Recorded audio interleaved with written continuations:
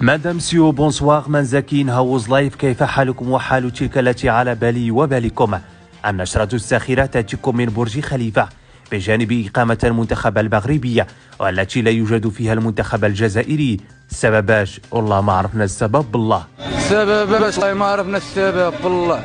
بعيدا عن السياسة نذهب مباشرة لسوق الفواكه. تمكن رسول افوكا من تحقيق معجزة غبرت منذ زمن طويل لم أكن أعيش فيها. لا أنا لا أنت، جدتي من أخبرتني بهذا، وأننا لم ننتصر في مباراة بكأس العالم منذ التسعينات.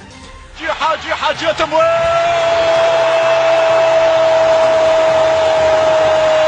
وجاء هذا عقب انتصار أسود الأطلس على أصدقاء دبروين ب2-0 من توقيع القنبلة الموقوت الصابري وزكريا بوغلال.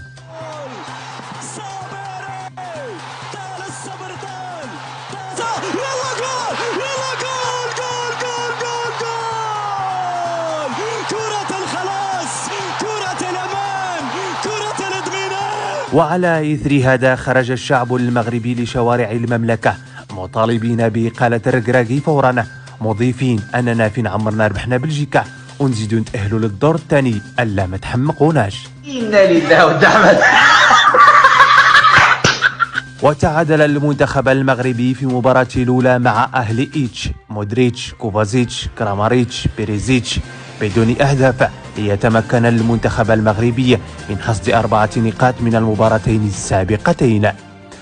وأخبر وليد الركراكي الجمهور المغربي باش يديروا النية وداروها وجاب الله تيسير، إذ قدم الماجيكانو زياش عشير وحيد خليلوبيتش مباراة خيالية، إذ تحصل في الأخير على رجل المباراة ليدخل القفص الذهبي مع المباراة لأنه زوجها.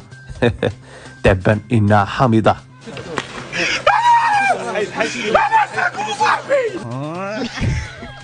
وتمكن نجم دوري أبطال أوروبا ولاعب الوداد الرياضي يحيى مهارات من الوصول من أسفي إلى قطر عبر سوينغ باش يسلخ مودريتش وهازارد وديفيس ولا قدر الله كاع نيمار ويرجع في حاله.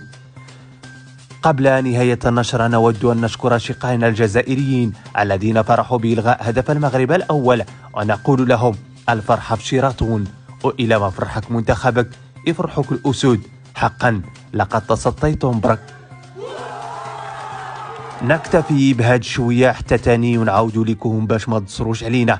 الهنشير يضرب لكم موعدا بعد مباراة ورقة الأشجار كندا. إلى اللقاء.